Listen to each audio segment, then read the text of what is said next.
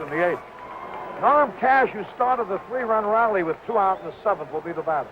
Harry, you know who's played a tremendous game in the field today is Don Ward at third. He's had some tough chances. First pitch by Gibson is swung on, a long, high fly ball that'll be caught by Maris in right field. 1 out here in the top of the 9th. Our statistician has been Alan Roth.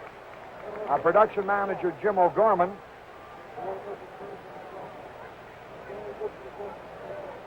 Our videograph operator has been Bill Rose, assisted by Arnie Reef. Our special videotape segments. Here's a pitch lined in the left by Horton for a base hit. Our special videotape segments prepared by Barry Stoddard.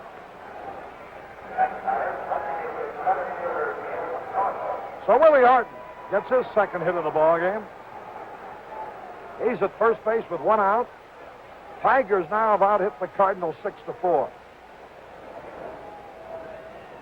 I think the Tigers may want a pinch runner. Somebody comes running out of that gate in left field. Like Suzuki. Willie Horton leaves the game. And it is Dick Suzuki who's running into the Tiger dugout.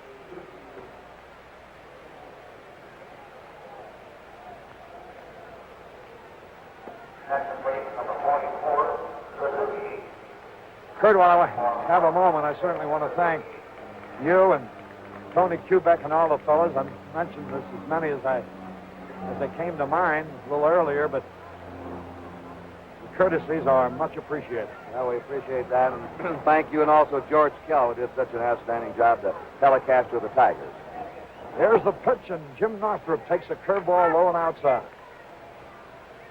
Northrup got the decisive hit as of now.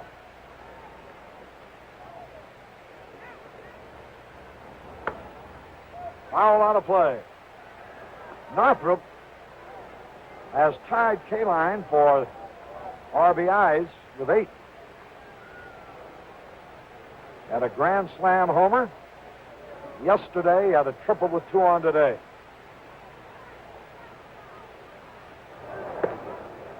Fastball low.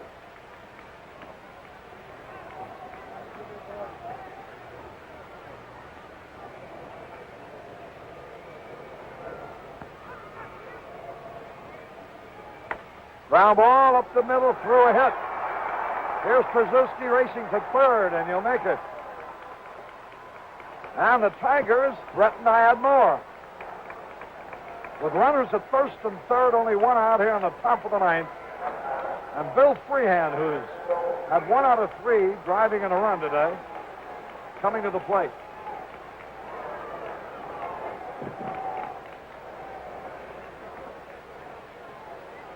Freehand's had only 2 hits in the series, but each has driven in a run.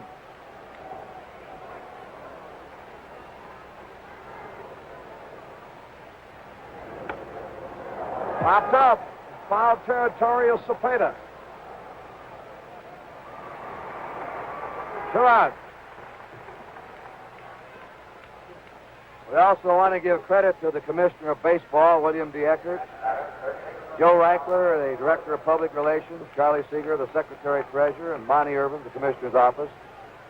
The job they've done in the series. To Bing Devine, Jim Tooney of the Cardinals, Shane Deans, the manager, and to Augie Bush, the owner. Here's Don Ward, line drive, base hit, a run is in. Work singles to center. He's had 2 hits in the series. Both were off Bob Gibson. It's 4-0 Detroit now.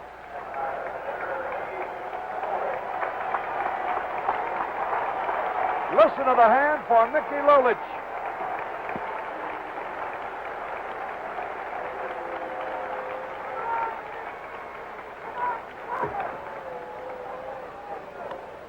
Pops it up.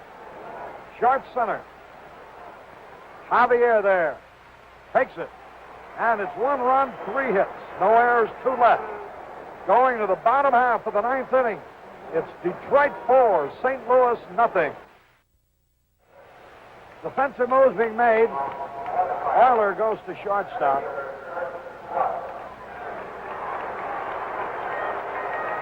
Stanley moves to center field, and Northrup to left field. So Ray Euler's at shortstop, Mickey Stanley in center, and Jim Northrup is in left. Lolich, going the bottom of the ninth, has a 4-0 lead. Kurt Flood leading off. First pitch is a fastball strike. I know the Tiger owner, John Fetzer, an old boss of mine, worked in Kalamazoo, must be happy, along with the general manager, Jim Campbell, and publicity director, Hal Middlesworth. Here's a slow curve, strike two. Mickey Lolich has a 4-0 lead over Bob Gibson and the St. Louis Cardinals. Foul tip. Lolich now has pitched 16 straight scoreless innings against the Cardinals. Bottom of the ninth. Cardinals have only scored 2 runs here in their last 3 games.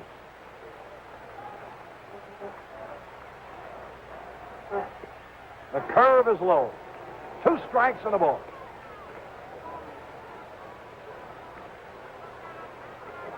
The Tigers out-hit the Cardinals 8-4.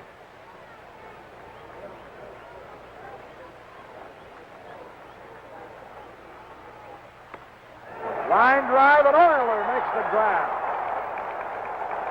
That Tiger infield has played some game behind Lolich today. They have fielded brilliantly.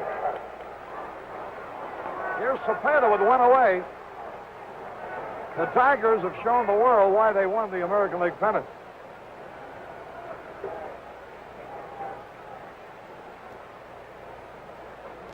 And they have roared from behind against the defending world champion St. Louis Cardinals to a point where they're 2 outs away from replacing them.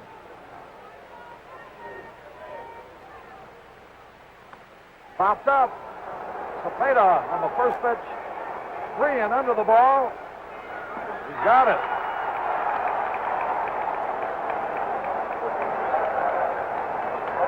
Tiger fans who are here are on their feet. And I imagine Bedlam will break loose when this final out is completed. Going to be some automobile horns squawking in the Motor City.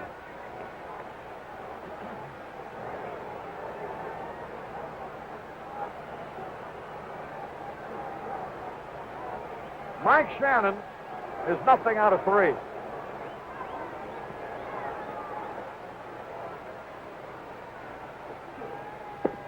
Fastball low.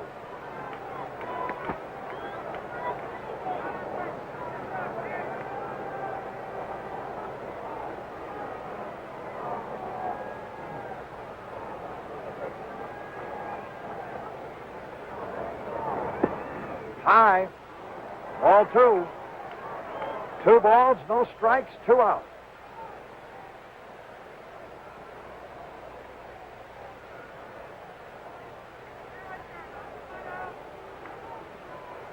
The Detroit Tigers, 1 out away from the World's Championship. Fastball in there.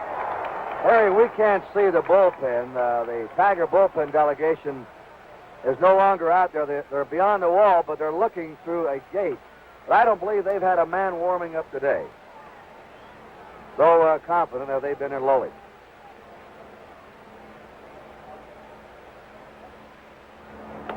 There's a long drive. Back near the wall, Northrup, but it's out of here for a home run. And the Cardinal fans have their first chance to cheer. Mike Shannon makes it 4-1. Shannon now has hit 1 home run in each of the 3 World Series he's been in. 1 against the Yankees in '64, 1 against the Red Sox last year, and 1 against the Tigers today. Here's McCarver now. There you get a look at the Tiger players in the bullpen. McComber pops up. Here's Freehan. Detroit's the new world champion. And look at Freehan picking up Lolich. And there is a scene that has been repeated many times in World Series history. It's a happy bunch of Tigers. They have beaten the Cardinals 4-1, and they have replaced them as the champions of baseball. And they made some comeback. They were trailing 3-1. They were behind 3 runs in the first inning of Game 5. They came back to win. They walked in here and murdered the Cardinals yesterday.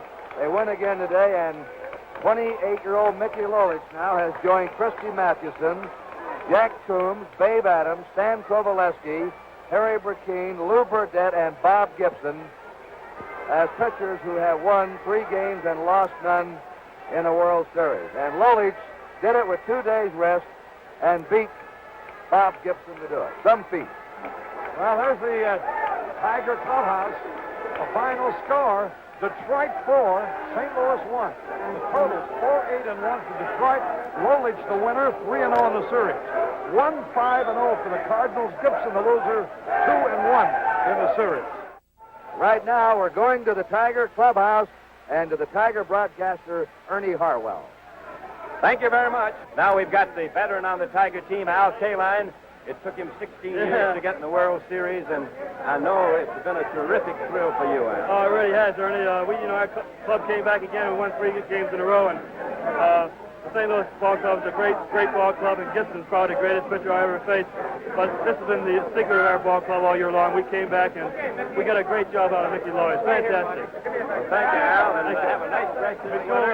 You're now a member of the World's Champions, and here's a fellow who won the 3rd game in the World Series, his 3rd victory, Mickey Lolich. And Mickey, it has been fantastic what you have done. Thank you, Ernie. Thank you very much. I really don't have too much to say right now. I really don't. Did you feel very tired? Did you feel like that you might be losing your stuff toward the late innings? I never got tired in the game. I was weak almost from about the 3rd inning on. I didn't have the real good, hard fastball that I do know how to throw. As you notice, most of the balls today were hit on the ground. I was throwing a sinking fastball all day. I didn't have the good, hard fastball.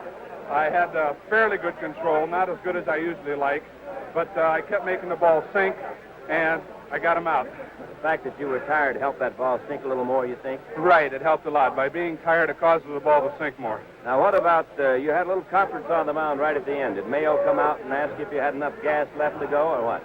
No, he says he just wanted to slow me down. He says he thought maybe I was getting too excited out there about, having it so close to coming to the end. He says, I want you to take it easy, relax, and throw like you've been throwing all day. All right. Well, thank you, Mickey. It was a great performance, and have a very nice, quiet winter. Okay.